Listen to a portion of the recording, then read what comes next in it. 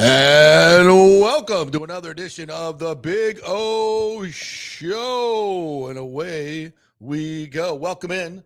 He is Orestes Destrade. He is JP. I am JP Peterson. And welcome in as we do all things baseball here today.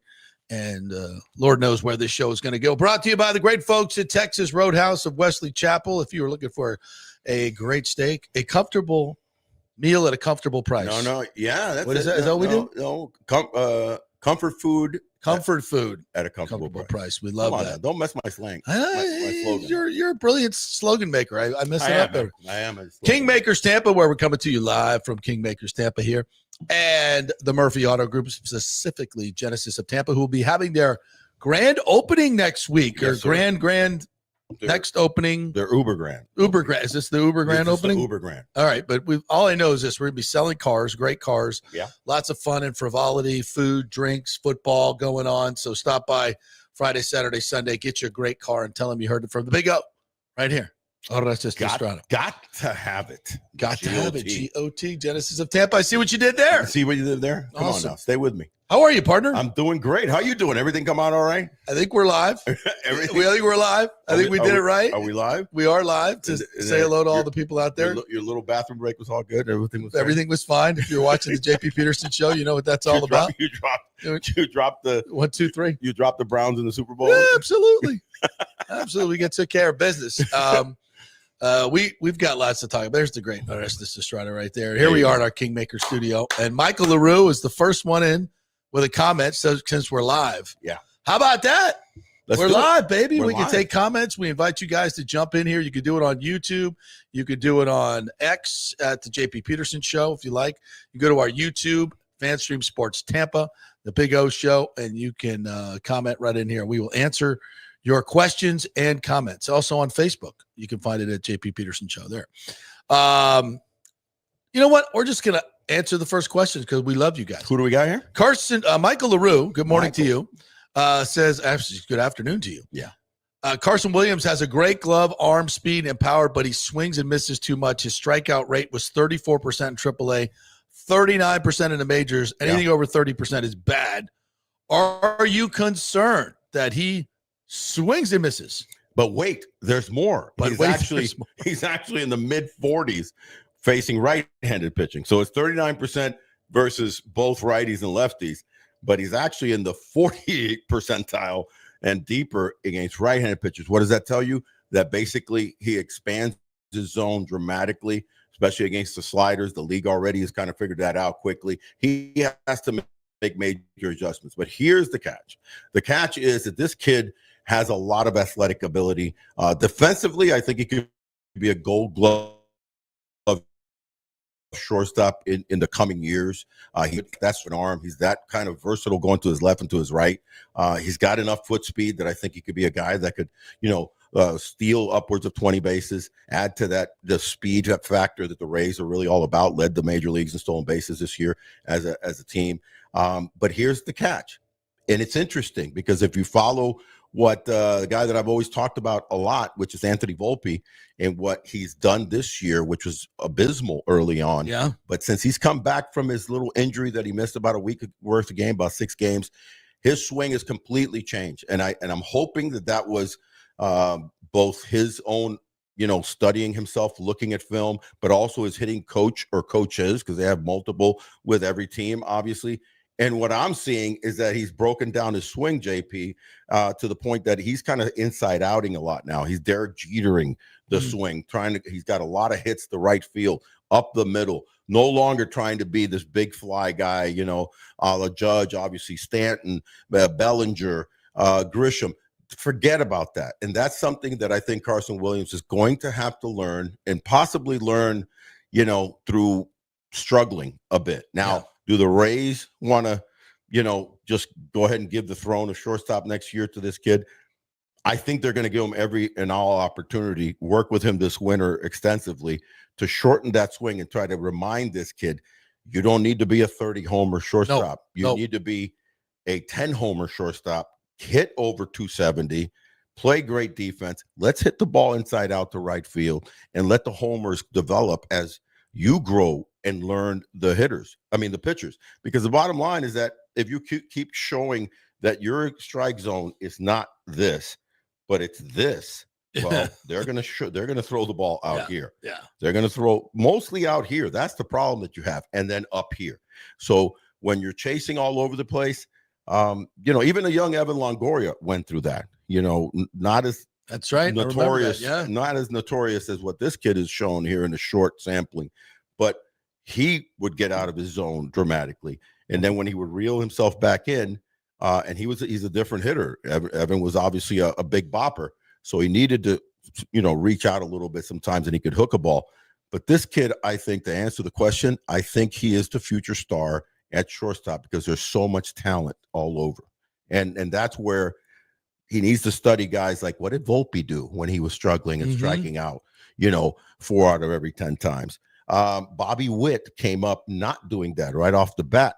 And Bobby Witt has shown that he's not going to be if people are thinking Bobby Witt's going to be a 40 homer guy, that's not his game. He doesn't need to be. He doesn't need to be. No. Get on base.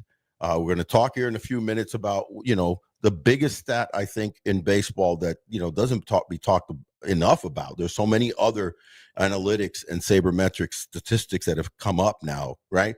The biggest one is run production. How can I be a run producer for my team? And for that kid, is getting his on-base percentage up into the 350s next year, using his speed, getting on for the big boys like Yandy Diaz and obviously Junior Caminero and Brandon Lau, et cetera. And defensively, though, you like where he's at. I love where he's at. Yeah. I think, he's got to still make some adjustments as far as being in the bright lights, big city, but he's just got great foot speed, just a hose of an arm. So you should be in camp there at short and third for a potential, nice run of 6, 7, 8 years. Yeah. Because he's got a lot to learn. They're going to try to tie up Junior in some way, shape, or exactly. form. And if this guy shows something of value, I wouldn't be surprised if they don't do something, middle of next year. If he's hitting 250 and playing great defense, you tie him up for 5 or 6 years, try to get out of that free agency. Potential to have a great left side of the infield, no question for years to come. All right, let's dive a little bit into the Rays here as the season comes to a close. There's some definite storylines that we want to hit. They've got 3 guys in Mangum and Yandy and Simpson that are trying to get to 300, and Simpson's just had a tremendous year, and he's got so much to grow in terms of learning, how to steal bases, but already his contact and the numbers, at last, I think it was on Thursday at that point, he was hitting 298 against righties. Right. And 298 against lefties. How about that? Yeah. Like how? But you know what? How weird is that? That's and how good is weird. that? That's good, but really it kind of fits because of the fact that he slaps the ball. Slaps the ball. Yeah. He slaps the ball a lot, as opposed to Mangum, who really kind of hits best against righties, struggles against lefties. Mm-hmm. His batting average is almost like 100 points, difference. So he's not having been a switch hitter for 16 years in pro baseball. I worked a lot. And I was fortunate that I was actually a better righty hitter than a lefty hitter. So my work really had to be on that 60% of my at-bats, being against righties because there's more righties than lefties. Right. It was easier for me to switch over at any point in time in the game, or if a lefty was starting. That's been a problem for Mangum, and I think he's going to have to work on that. Fantastic player as far as this, great narrative of a story of a 29-year-old rookie and really good defensively, runs the bases well, slaps the ball pretty well. But that's kind of a stickler for me that I don't think he's a complete player. Now, as far as Simpson, that's a different story because the foot speed is at another level, just at an unworldly level as far as how quick he could turn a two-hopper into a base hit, how quick this kid, if he learns how to really steal well, you could see him steal 70 or 80 bags. The way that the situation is right now, and once they change with the pickoff situation, the bases are bigger. If he learns, I think this kid could be leading the league, year in and year out. Every year, with not just 50 or 60, but 70 or 80. And defensively, he'll learn the outfield. I think he will. You're talking about a second baseman that was forced to move into the outfield. And you would think, okay, he's so fast, it's going to be fine. That's not always the case because, you know, the outfield is its own animal. And if you haven't been playing it there for years before that, then you have to, you know, and then you're getting moved pretty much center field, left field. And believe it or not, center field could be more treacherous than left field. That's why they put them in left more times. If they were both playing, Mangum and obviously Simpson, you wanted him in left because center is the harder one to judge balls going to left center, right center, or straight over your head because it's that first step. Now, once he learns that first step with the speed that he has, now all of a sudden, you know, he's going to be crazy good. So I think he's going to work a lot on that in the offseason. He's going to work a lot on that in the offseason. But as far as hitting lefties and righties, I'm not worried with him because he has the same approach: is slap, run. This kid, you know, he could conceivably be a 280, 300 hitter throughout his career. I like him to be in that roster next year and starting every day. I don't see that for Mangum. Yeah, I don't either. He's more of a fifth or fourth or fifth out there. Or, you know, it may not even be on the roster next year. I mean, you just don't know how it's going to shape up, you know, but he's at least proven himself that he belongs in the big leagues. But you can see him kind of packaged in a trade deal this offseason if necessary in order to get somebody. Yandy Diaz has had one hell of a season. He really has. Player of the week last week. 13 of 22. 22 of his last 31 at one point. At 34 years old, since August 25th, he's hit 432 with a 519 on base percentage. And I think he leads the league in the top 3 in exit velocity. Exit velocity and also, you know, opposite field hits. Yeah. Because he's so good at he's almost like the modern day. You know, I'm not going to go to that uber level of Tony Gwynn, but at times he's kind of like the modern day Tony Gwynn as far as like between first and second or, you know, second baseman and the bag. I mean, he could just hit bullets all day long in between there. Yeah. And it doesn't matter if it's lefty or righty, righty sliders. Oh, by the way, that's a guy that if I could, and if I would literally have Carson Williams spend at least a week, you know, with him. Just send him to wherever Yandy is and just talk to him about plate discipline. That's what I would do. Yeah. Because or bring in Yandy in from Miami, wherever he lives in the offseason and stuff, and just say, you know, get the right interpreter. Let me teach you what I'm thinking up there. Because they should be the similar type hitters, right? Yandy's ended up having the most home runs that he's hit, 25. Yeah. But he's not really a home run hitter. No. You know, he's taking advantage this year because of the fact that he hits the ball to right field so well. He's taking advantage of Steinbrenner Stadium, right? Rightfully so. So he's that smart a hitter that he goes, if I get a slider up, now I'm not hitting it. Contact. I'm going to make contact and I'm going to hit it out. Yeah. So, but as far as plate discipline, I can't think of a better hitter in the major leagues that understands the plate better than Yandy. And by the way, you were talking about how he's just been on fire. There's no doubt that he was sitting at around 291, 292. And he said, if I get hot, my goal now is I'm not going to make the playoffs. My goal is to hit 300 again, you know, and he's right there. And he's right. He's at 302 going into the last 3 games. Let him get 2 or 3 knocks. I maybe don't even play him the last game. I mean, it's up to him. And if he finishes at 300, I gotta, just tip my hat to Yandy Diaz. Drew Rasmussen just finished off after 3 elbow surgeries. He started 31 games, 150 innings, and then they took him out the other day. He's 6th in the American MLB pitchers with a 4.4 WAR. 30 starts, sub 3 ERA, only 4. 30 starts. Only 4 Rays pitchers have ever done it. Yeah. Blake Snell, James Shields in the great 2011, and David Price did it twice in 2010 and 2012. That's some rare air company for a guy with 3 freaking elbow surgeries. Not 1, not 2, but 3. Listen to me. Listen to me now and forget about me later, as I like to say. What this guy has done, coming back is otherworldly. And that has to go into just the desire. And I talk a lot about that heightened awareness thing, to want to be great again. Yeah. And he's been great before in stints, but he's never been able to follow through to have that great season. And I think there's way more in the tank for a guy like Drew, who's just turned 30.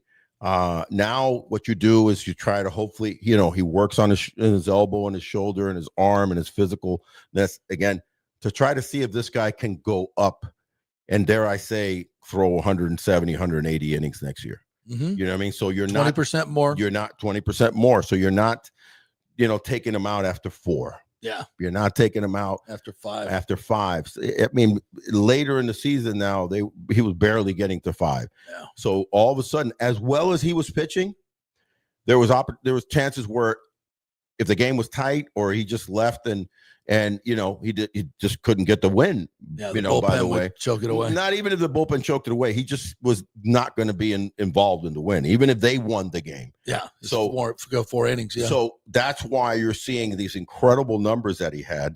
A 1.02 WHIP, the walk to strikeout ratio outrageous, but he's only 10-5. Yeah. In 31 starts. So had he, now we look at it and extrapolate it to next year, he gets 32 starts. Now you're talking about a guy that's 15, 16, and 17 and 5. You know what I mean? He would just had a chance to win more games. So that, I think, is the cornerstone of, if there's an MVP on the mound this year, it's Drew Rasmussen, both on and off the field. And I say off the field because of the fact that he had those 3 Tommy John surgeries.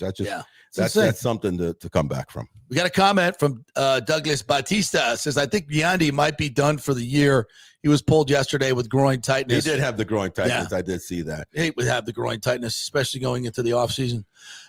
Rasmussen is a stud and a hell of a nice guy. Spent about 5 minutes talking to my 8-year-old kid at FanFest. Yeah, he is. He's a good dude. Big Red is a nice Red guy. Fire.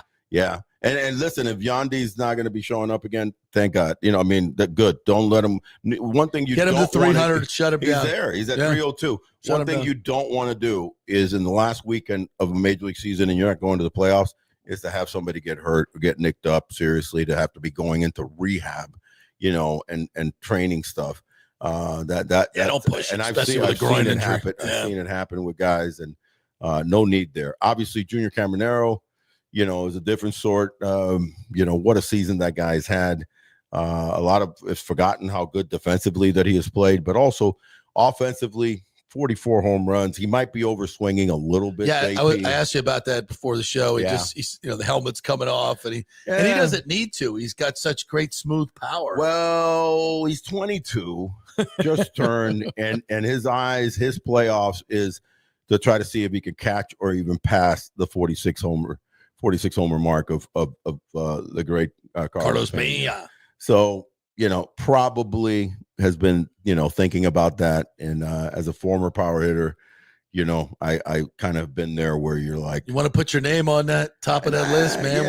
When you get this close, certain games, certain situations where, you're like, man, if I just need to do, even sometimes inside of the game, and you see it's at the 7th inning and you're down 2 and the first 2 guys get on and you're coming up to bat and you're thinking, man, I'm going to really turn on one. And then you overswing or the biggest problem for any hitter, power or slap hitter, is getting outside of your zone. Yeah. So and overswinging. So you're seeing a little bit of that, but I don't give a crap, man. This guy's your future superstar. I called 35 home runs at the beginning of the season for him, and he, more than exceeded that. 44 is insane. Yeah, for 21, 22-year-old. I mean, that's it. He's eclipsed almost every record for someone in their 21-year-old season with home runs, RBIs, everything. I mean, he's in the Eddie Matthews. Yeah, it's just ridiculous. And that doesn't mean that you're going to be a future superstar, all-star.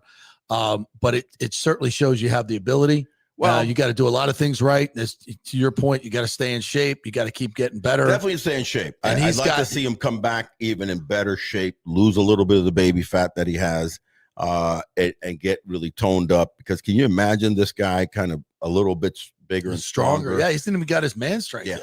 This guy, I mean, his swing, and I've compared it to, a handful of guys that are out there right now. Ozuna is one that I remember, but that comes to mind. But the bottom hand power of this guy's swing is dramatic, and the finish. A lot of guys forget about throwing, the knob of the bat at the ball. but then the finish. The best finishers right now, as far as power hitters, are 3 guys that I can think of. 4. Schwarber. If you ever really watch Schwarber's finish, it's so quick from here to here, right? His A to B is dramatic, but then he engages the hips and finishes so furiously. The other one, obviously, is Shohei Ohtani. Then it's Junior Caminero, and then Kyle Raleigh's finish is just dramatic from both sides. He hit his 60th home run with a breaking pitch down, and he went because he doesn't like to release his top hand too much, but he had to release in order to get that one and golf it. But then the flick, and that's what Junior does really well at 22. Yeah, the flick and finish back here. You don't realize how much more the science to cutting that ball properly. It gives you an extra 10 or 15 feet. That could be a difference between a double fly out or a big fly. And I think a lot of people will have this, and I don't know Junior at all, not been around him. We think about Wander being a young superstar and all the accoutrement around him. I mean, there were signs. 100% there were signs. You don't see the same for thing. The egregious allegations, right? And but and obviously it's no longer an allegation because he was found guilty. Not for that, but there were signs of uber cockiness, and just selfishness, and just all around. But you don't see that with Junior. You don't see that with Junior. You're seeing a team player, very laughing and joking, very serious about the game.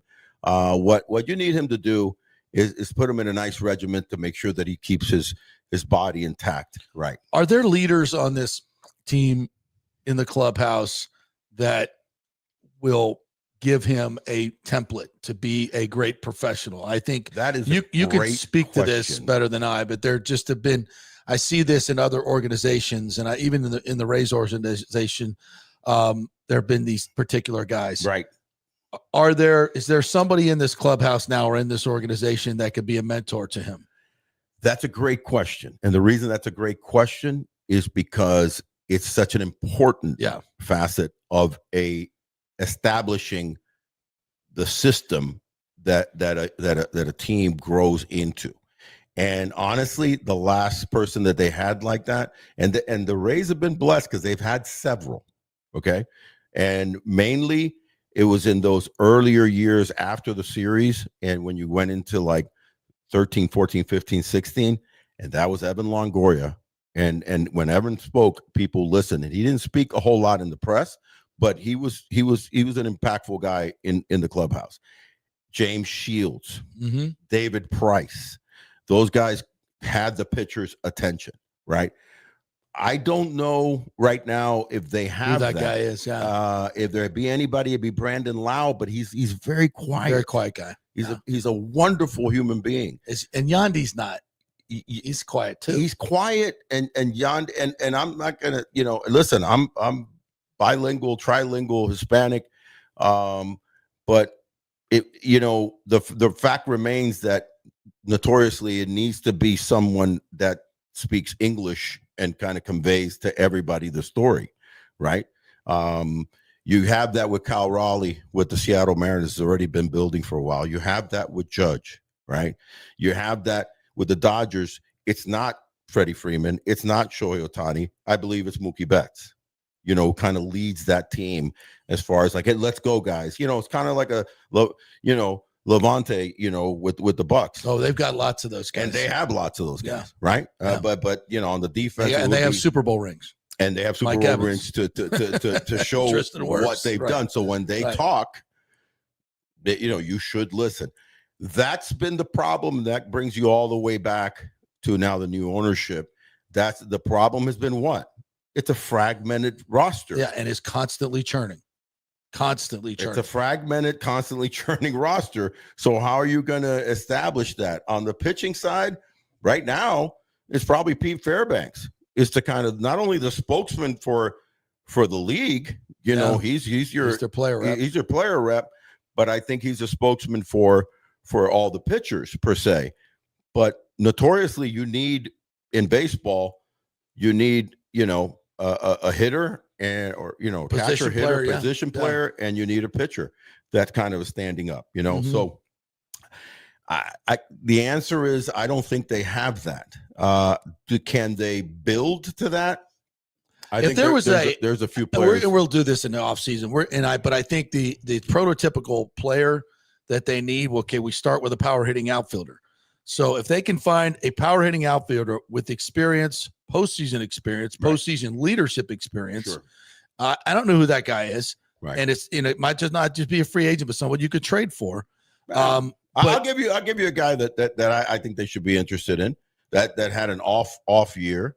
Ryan Mountcastle with the Baltimore Orioles. He doesn't have major playoff experience, but he's a guy that could pop 20 or 30 home runs. Yeah. That's I think a little bit or a lot more legit than Christopher Morel coming in to try to fill that spot. Yeah. Which was they were handing that spot to Christopher Morel from spring training to be the left-handed guy that was going to hit. Mountcastle a leadership kind of guy? I think he is. Yeah. I think he's been known to be kind of that leadership guy. He's got 6 years in the big leagues. They've gone to the playoffs a couple times with him. They've had some runs, during that tenure of the Mountcastle, Audley Rushman, comeuppance, the obviously Santander, got injured this year, but went over to Toronto. He's that type of a player that I think, and he's had an off year, so he shouldn't be as expensive. I think that's a guy that they should, keep their eye on. Yeah, we'll do that in some switch. But that's the type. But I think that's important. It's not just about the numbers. It's they need some clubhouse leadership, 100%, and they need some culture setters. Yeah, and it can't just come from the manager, Kevin Cash. It's got to come from within. Yeah, and I think that's something that they need. All right. Anything else about the Rays we want to hit? Other than the fact that they can play massive spoilers this weekend, because this weekend is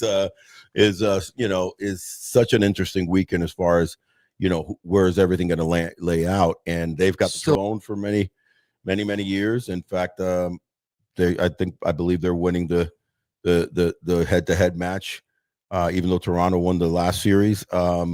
So who's got the tiebreaker with Toronto and the Yankees? Toronto does. Toronto does. Yeah. Okay, so right now they're dead tied. Yeah. So Toronto 91 and 68. Yankees have won 5 in a row. Right. Blue Jays have only won 4 of their last 10. Yeah. No, the Blue Jays. All these leaders in the AL divisions basically crapped the bed the last couple of weeks, if not longer. Big time. Detroit, just a horrendous September. Houston, a terrible September. And then you had super hot teams in the Yankees, really hot team in the Cleveland Indians, the Mariners. And then the Mariners won 17 of 18. So they've been upended. But yeah, the Yankees, I believe, have who do the Yankees have this? They got Baltimore. The last placed. The last place Baltimore.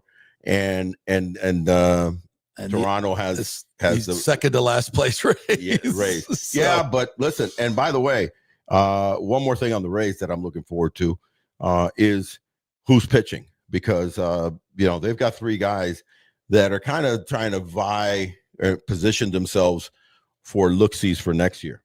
And one of them is Hauser, who you like, who I like a lot. He's a veteran.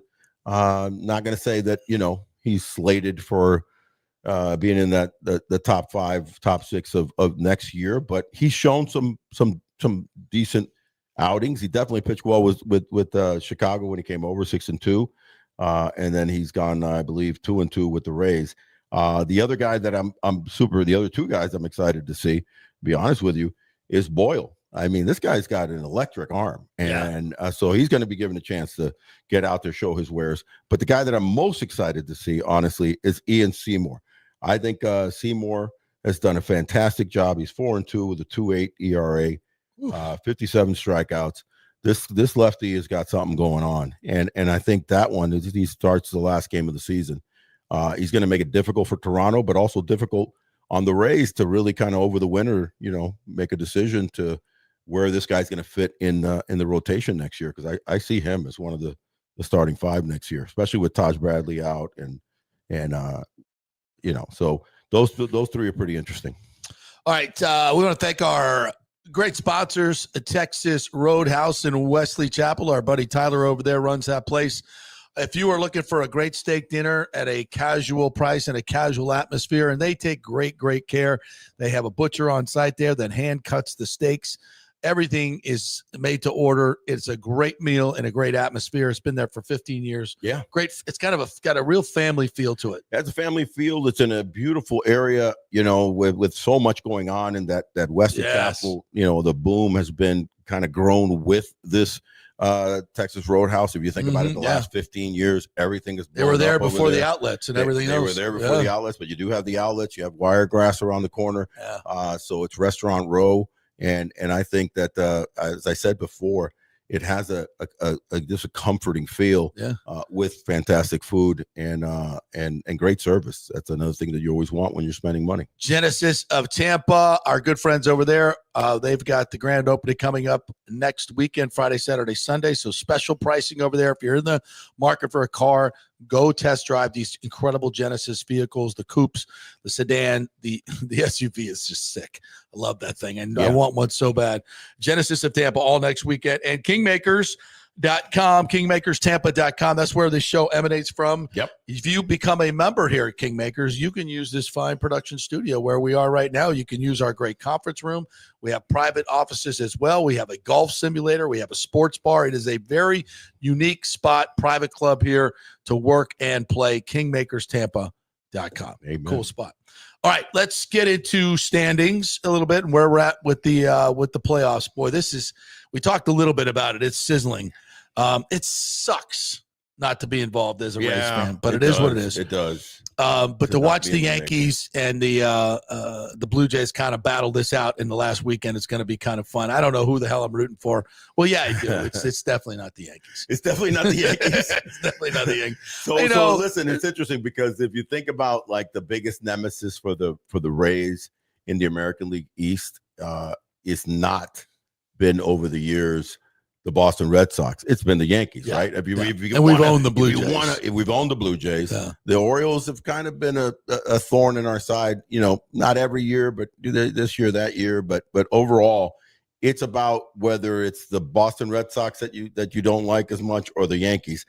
And notoriously, I think it's the Yankees that you'd rather beat more than the Boston Red Sox. So the interesting thing is that you have a chance to play spoiler in order to help the Yankees win the division.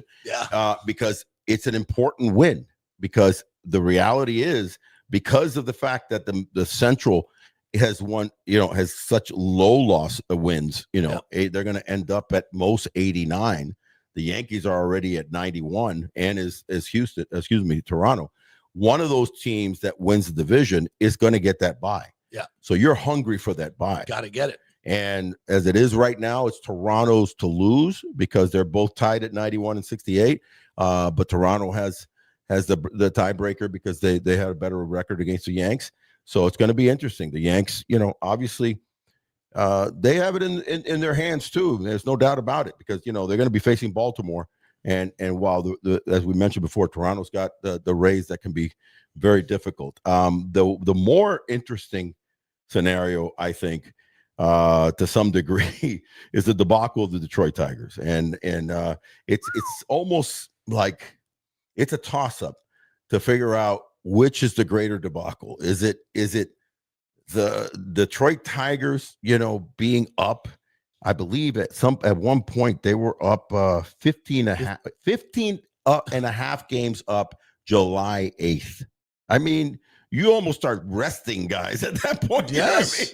Not resting them, but you're like thinking, man, we got a couple months left in the season. Yeah. We're good to go, man. Let's just get through July and cruise into August. And, it was more than a couple of months. But still, the bottom line is that was the biggest debacle, I think, between that and the Mets, who also at one point in time at the end of July were leading the National League East. And then they proceeded to go 20 and 30. But the fact that the Detroit, just spit that hook and now is sitting in a position to, they still have a chance to win that division. Obviously. Yeah, they're dead tied as we speak. They're dead tied. But Cleveland's reminding me immensely like the Milwaukee Brewers. They're a team that really has one major hitter, and the incredible perennial all-star in Jose Ramirez. Quan's a nice little slash hitter. Yeah. And then a bunch of guys that are just nobodies. A bunch of nobodies that are playing, situational baseball.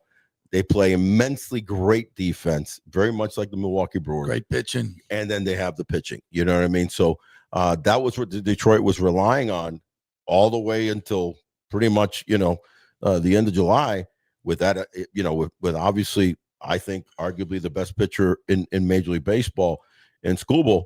And then Flaherty, they both kind of had a couple of hiccups, So though Tarek Skubal still, to me, probably the Cy Young with this season. I mean, a close race maybe with Boston's Garrett Crotch.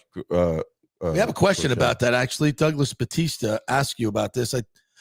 Sorry, that's not the one. It's right here. It says, Orestes, who are your Cy Young candidates this year? Skeens is the obvious choice for NL. It has to be. How about the American League? Listen, I think, when you look at the season that Crochet has had, it's hard not to give him the nod too. I mean, 18-5, 2.59 ERA, leads the league in 0.03 WHIP, 205 innings pitched, and also 255 strikeouts. Yeah, with a 2.59. I think he's been dominated. I mean, it's just you get to a situation where you almost start feeling like Tarek is so good that you start getting comfortable. Yeah. And it's almost like the Aaron Judge type of thing. You're feeling like, okay, you get a little bit of fatigue that this guy, needs to do otherworldly more. But don't forget what this guy has done, bro. I mean, there's no doubt that Skubal he had a little bit of a hiccup the other day against Cleveland, but I still think that it's going to be a toss-up between those two. Oh, by the way, Max Fried, who had a little bit of a hiccup in the middle of the season there, is 19-5, if I'm not mistaken. 19-5 with a 2.86 ERA. Right. A phenomenal season. What saved the Yankees this year, I think, on the mound has been both their lefties. Carlos Rodon has had 18 wins. He's been fantastic. I think with a close to the 3 or sub-3 ERA. But I still think if I'm going to pick somebody, I'm going to pick Tarek because I think that he is ERA plus 187, unbelievable, leads the league. A whip of 0.89 leads the league. That's 0.89. That's stupid. And he's a wipeout. Stupid. Wipeout. Strikeout to ball base on balls is 7.30. Yeah, which you compare that to Crochet at 5.54. I mean, it's not even close. Like, these numbers are off the freaking charts, and the wins at 13-6. That's the one that kind of starts. That's the Tiger's swoon. Yeah, that you really can't blame on him. I mean, he's just been freaking dominant on so many levels. And he's got a couple of pitches that the way that he spots his fastball in and out, up and down, and then that slider, that slurve slider is just dominating. He's real reminiscent of the heyday of a guy that just entered the Hall of Fame and CC Sabathia. So he kind of reminds me of CC a lot and how he can wipe out a right-handed hitter. I mean, a lot of people think about, okay, lefty is going to, dominate lefties. This guy dominates righties and sometimes just embarrasses them because he could spot a fastball up and away. Mm-hmm. He could spot a fastball, and then you're kind of like tuned into that fastball, maybe up in the zone. Then he wipes you out with a breaking pitch to your back leg. So good. And pitches with so much confidence. But Crochet has been fantastic too. Weird question.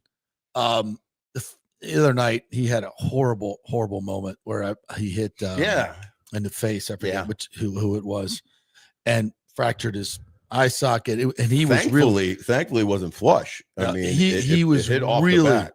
I don't think I've ever seen a pitcher react like that. And it affected him the next hitter too. It did. Yeah, it did.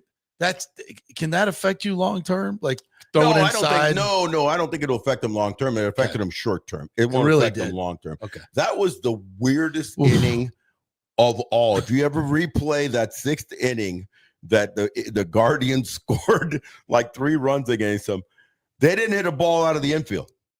Mm-hmm. It was a bunt single by Quan, a swinging bunt, another bunt that they goofed up.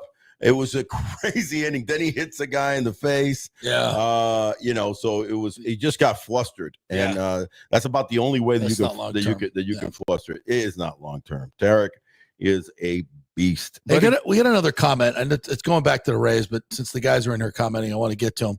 They asked, Michael LaRue asked, Junior Camanero's hitting .313 at home and .208 on the road. Yeah. Will there be a drop-off when they return to the pitcher-friendly trot next year? I think there's going to be a drop-off for everybody because that's a hitter-friendly ballpark. Yeah. So, yes, it's something to be concerned about. Will he hit 40 home runs again? I'll be honest with you. When I quoted the 35 home runs at the beginning during spring training that I thought he would hit, I said he'd hit 30 to 35. I wasn't even factoring in the fact that it was basically, Yankee Stadium, mini Yankee Stadium, because the dimensions are exactly the same. So I think that he's going to be a perennial 30 to 35 homer hitter at Yellowstone Ballpark. It doesn't matter. His swing is dramatic. Jellystone Park. Yeah, he'll figure it out. But is he going to hit 50 or 60? The Trop is a difficult park to hit like that. Does he have to?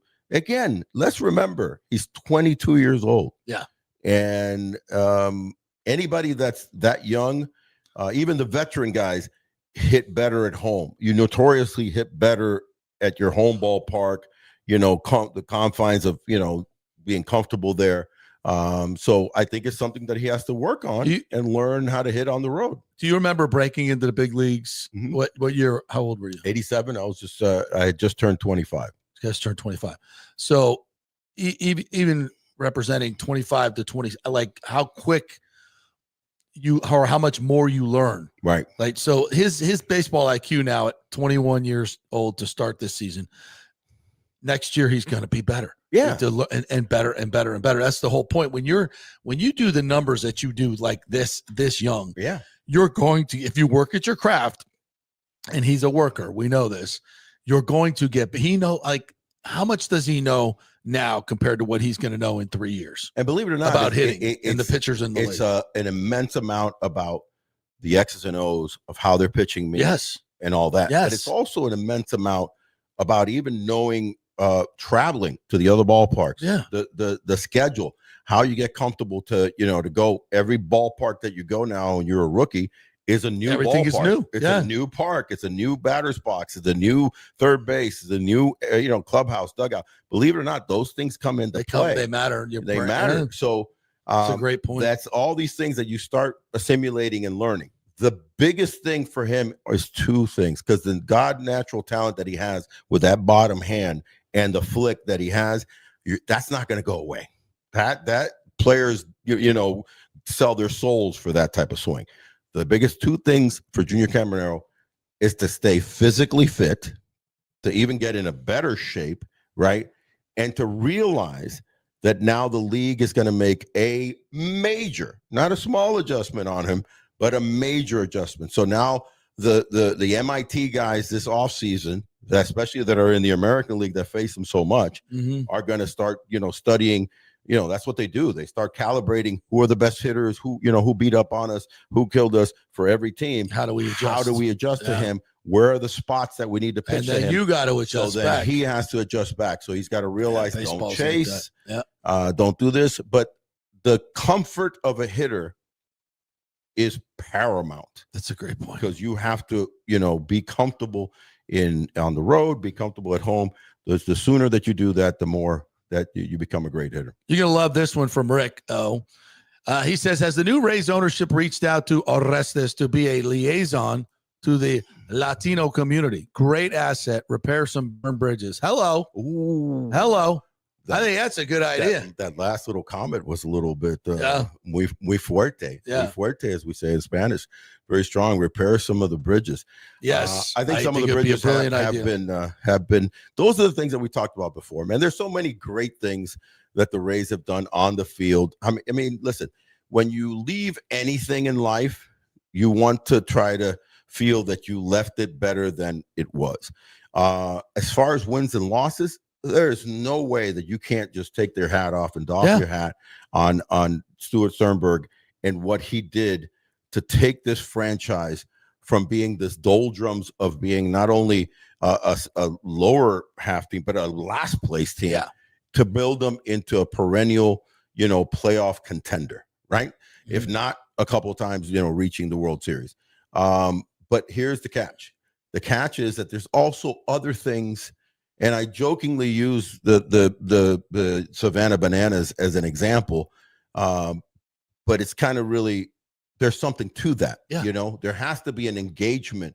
There has to be a fan excitement. And I'm not saying to bring in some crazy ass ideas that they have, but bring in, some ideas that you have as far as how you're reaching out to so it's a duality. It's reaching out to the community and an immense amount, a greater amount that you did before. It's intentionality. It's intentionality and dinero put on the table, right? So you reach out to these guys, and then it's, adding. I was at my local Publix just the other day, and this lady, that I see there that works there, she's like, Big O, Rays didn't make the playoffs, and what do you think? They're going to keep Cash, and I said I would keep Cash. I think he's a phenomenal manager, but here's the catch. I said, wait, what do you think that Kevin Cash could have done with another $40 million and Eric Neander of player payroll? So that's the duality, the intentionality of I'm going to commit, get in the still in the lower ranks at 115, 120. You're just basically broke. The average is 150, 160. Exactly. That's average. So, and again, the average is skewed because of the fact that you have people, teams at 240, 250, 300. Right. And then you have these teams that are at 80 and 75, et cetera. They're at 80, I think it was 86, 9 or something like that, 83.9.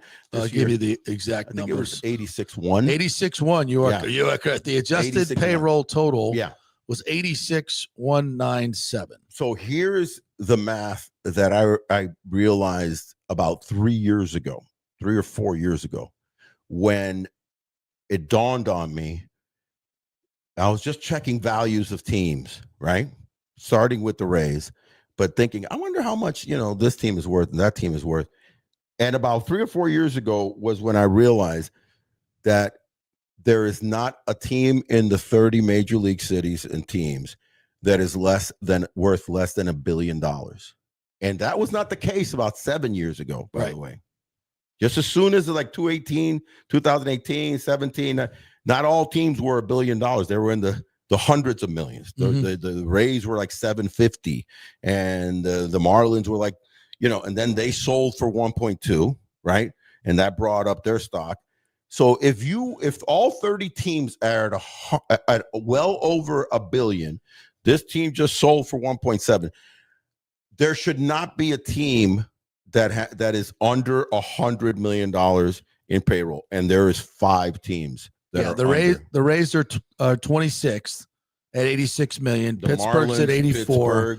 The A's are at 78. The White Sox are at 77, and Miami's at 67. Yeah, none of those teams should be spending that low in their salaries. And the lowest, when you look at total revenues, and nobody's under 300 million. Nobody's under 300 million. And so even the Rays are. There's no way. Yeah, 350 million. So you need to spend another. And they're currently not paying for a stadium. haven't paid for a stadium. They have no stadium costs whatsoever. They have no stadium at costs. Tropicana Field. Zero. Right. Zero. Other than now the redoing of the. Well, no, they're not paying for that. And then they're not paying for that. It's going to be. It's going to be 50 cents a ticket goes to St. Pete, and St. Pete has to pay the They're insurance. Not paying for that. They pay for the maintenance. They pay for security. They pay for all that stuff. There's no doubt you should be putting an extra $40 million to payroll. Right. And I'm saying this coming winter. Be honest with you. Mm-hmm. Okay. Let's not get into the 150 or that would be insane. But jump from where you're at 86.1 and get into the 115, 120. Seattle is 15th, right in the middle, at 161 million. Right. That's double. That's what the Rays are spending. That's double what the Rays are spending. And that's average. Yeah. And they're going to go up because they're going to re-sign Naylor, who's a free agent. Right. They're not going to lose. They got Polanco, who's going to be a free agent. They'll probably keep him. They may not keep Suarez because Suarez is going to be too hefty of a price. but they're going to jump up to probably closer to 200 million without a fight, because they just won their division since 2001, and they're happy-go-lucky, and they're going to be making money. And then the other millions of dollars, to answer nuestro amigo who just sent that text, needs to go towards the community, the Latin community, the reach out and say, hey, what do we need to do? You know, that's coming, by the way. This group, we need to. This group put money. is very cognizant of how the Rays are perceived in the community, how poorly they are received, especially comparative to the other two franchises, and they are absolutely cognizant of it. And they are, and you'll see in this press conference, brother. We're in Tampa Bay, where we'll have to do a more recent. And oh, by the way, you know, while I'm saying this, we're in the midst of Hispanic Heritage Month. Oh, by the way, which is September 15th to October 15th. Hola. Right. So, hola, buenas tardes. Qué bueno. Gracias por estar con el show. Rick says, amen, mi hermano. So listen, there needs to be a lot more reach out to not only the Hispanic community, which is a massive percentage of the Tampa Bay demographic. Yeah. Right? Massive. And only has gotten bigger and growing because of, you know, the Puerto Ricans. Maybe you should take advantage of over. And we got a lot of people coming from Venezuela. There's just so many, and they realize that this is an incredible place. They're like, we don't want to go to Miami. It's crazy and busy. And they love baseball. We don't baseball. go to Orlando, and they love baseball. So we should have. I've always felt like we should have had way more Hispanic fans showing up at ball games. And then there's another demographic that I think that Stu Sternberg's Rays tried to reach out to them, because I was involved in a lot of those things. Not all of them, but several of them. It's the Black community, which needs to be reached out to more aggressively. And I don't care if it's, you know, how you just go into those neighborhoods and just give away some tickets sometimes. That's where you put your money where your mouth is. They spoke very eloquently about the new St. Pete Stadium, you know, making it right for the folks of the gas plant district that Tropicana Field was built on. They spoke very eloquently about doing some great things for that community. And then the price got too high and they ran away from the deal. So they weren't really that committed. They weren't that committed as we thought they were, as their rhetoric may have led us to believe. So it's there, and we have. But this is to that point. The potential is very open now. Now that you said, what was your phrase at the end of your other show? Something about a king. The king is. I don't want to say it. Long live the king. I'll let you say it. Yes. Ding dong, the wicked witch is dead. And listen, we cleaned the slate, and it's a great opportunity. A new administration. It's just such a great opportunity, and to be positive about it, because that's where this is going. This is, you know, we've talked about this. Like, baseball is so in the fabric of Tampa Bay, it's ridiculous. Dramatically, everybody grows up playing more than baseball. Miami. More than Miami. We produce the best players per capita in Major League Baseball.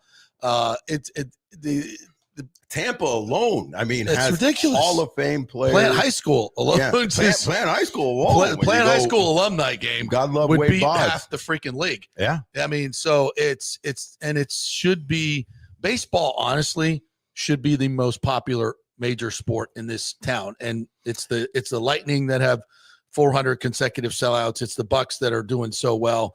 And this team has been left behind because of ownership and the lack of leadership within the community, in my opinion. And that's all about to change dramatically. That's the fan experience. And I think you're going to see this new ownership group in the 3 years, or maybe in 4 that they're in Tropicana Field. Yeah. Really, really embrace the local Pinellas community and make them feel part of what's coming. Like, we may be leaving you and building in Tampa, which I think is going to happen, but we're not leaving you behind. No, and we want you to be a huge part of what's going to take place. And this is Tampa Bay. It's not Tampa. It's not St. Pete. It's Tampa Bay. And that needs to be remembered always. You know, it is Tampa, we are one. Tampa Bay, more so than most, you know, Bay Area scenarios. Yeah. It's phenomenal. And the water does not divide us. It unites us. Oh, what a political statement. Were you running for, is it mayor of Tampa? Are you running?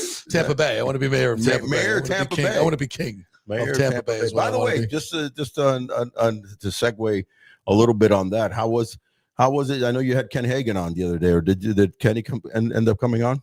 He did, and just a little report on that. Listen, was it? I know, to be totally candid, we didn't get a lot of new out of it because Right. there wasn't a lot of new to be had. But they are meeting today as we speak. Hello. The new ownership group is meeting with Ken Hagan and some other local leaders, and hopefully we'll have some information coming out of that. So keep an eye on our social medias for over the weekend. Big fan. Big O and I may have do an emergency press conference if that. You never know. Big fan of Ken. God love him for how steadfastly he's been pushing not only keeping baseball right in Tampa Bay, but obviously he feels that the city of Tampa and this area makes the most sense, and it does. A lot of people have pushed back on him, and he's gotten a lot of shit for it. There's no question about it. He's got a lot of political. And I appreciate his steadfastness with it. Yeah, no, he's in it. Without him, we would have lost the Rays a long time ago. I got news for you. I think so. So he's been dogged in this and taking a lot of shots, and he's going to take a lot more. Yeah, because everybody, there's a lot of misinformation out there about giveaways to millionaires. John Morgan wants to say, "Oh, they're about to take all that money and give it to the million." That ain't happening here, Johnny. You were going to do that in Orlando, but we're not. It's not happening here. They definitely was going to do that in Orlando. They had some. We love you, Johnny, but leave us alone. They had some sweetheart deals going on. Oh yeah, well, we don't. It's all good. It's not happening there, as we told you. It's happening in Tampa, and we're looking forward to it. All right, let's get our by the ways. Listen, one thing that we didn't talk about that I would like to is because it's coming at the end of the season this weekend, and we talked about it a little bit on the way out of the JP Peterson show. The MVP race for both leagues. Yeah. Let's make it quick on the National League because it's just ridiculous. I mean, as much as Kyle Schwarber has had a phenomenal season, and he's going to pocket, I think, a $500 million contract because, I was thinking, middle of the season, I was like, oh wow, he's gonna get 350, 400. He's gonna get no, dude, he's at another level. He's showing that at 32 years old, he's as strong as a bear, and he doesn't have to play defense. So you just, and both leagues, he's not. A couple of years ago, you could have had him for about 15 million. Yeah, well, listen, and both leagues can fight for him now because it's not, it's DH friendly all across the board. So now you're going to have, quite the bidding war, and he's a winner. You were talking about a guy that clubhouse guy. I think it's more Schwarbs than it even is Harper. Harper kind of, plays the game, and he's the badass. But they look at Schwarbs and they count on Schwarbs. Yeah. All that being said, Shohei Ohtani is the best player in the world, right? It's just, as long as he keeps pitching and hitting like this. 50-50. He did it now with pitching, and he did it with the hitting. He hit his 54th home run. Oh, by the way, just slide in an early, by the way. He's on the precipice of possibly, if he goes off these next three games, of scoring 150 runs. That hasn't been seen since 2000 with Jeff Bagwell with that incredible Killer Bees, team that he had a bunch of guys driving him in. In this day and age, with the kind of pitching that there is, that's insane. He's got 144 runs scored, and he's got the home runs, and he's got the on base. He just could go out and pitch 5 innings, no hit baseball. And we'll touch on this next week once we get into the playoffs because it's more fitting than right now. Up to 6 different ways that you're going to be able to use him. There's like 6 different ways that you can manipulate him by starting him at DH, bringing him in to relieve, putting him out in the outfield, starting him at starting pitching, putting him in the outfield, maybe bringing him to close the game that he started. It's just crazy what you can do. Because he never comes out of the game. He can't come out of the game. Yeah. The only time that with him that would be logical would be, which I was at that game and I was on the field celebrating with Team Japan because I was pulling for Team Japan, to be quite honest with you, when they beat Team USA, and he came from DH to close that last inning. So at that point, that was so good. That was dramatic, dude. I was right there by the dugout to watch that match. It was. When's the next WBC? It's next year. We'll be talking about it this winter, bro. Where's that going to be? Everywhere.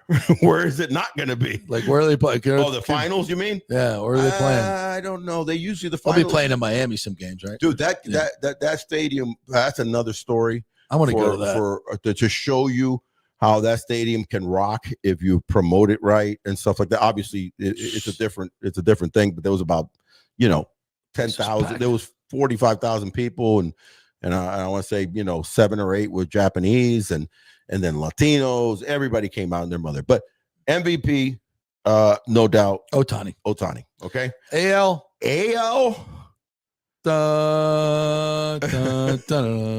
Cal Raleigh. Your FSU alum. I mean, come on. We love Judge. I love Judge. He's amazing. Remember, I came out of the womb a Yankee fan. So. I know. No, but listen, here's the thing. You're out there playing in right field. If there is a bit of a Judge fatigue, it might be, but he's done, dude.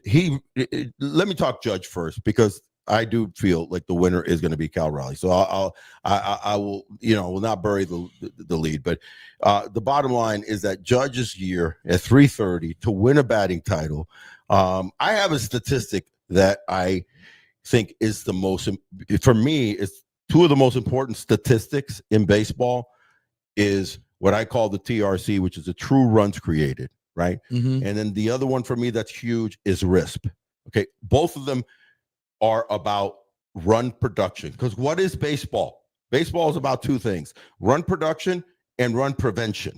Run production is your hitters, what you're doing individually or as a team to create runs, and as a defense, what you're doing with your pitching and your defense to stop the other team from winning and scoring one more than you or more. So when you look at what Judge has done, so when you look at the TRC, for me, what it is you add you add RBIs and runs scored, and you subtract home runs, because you can't, home runs end up being twice because you already drove yourself in, right?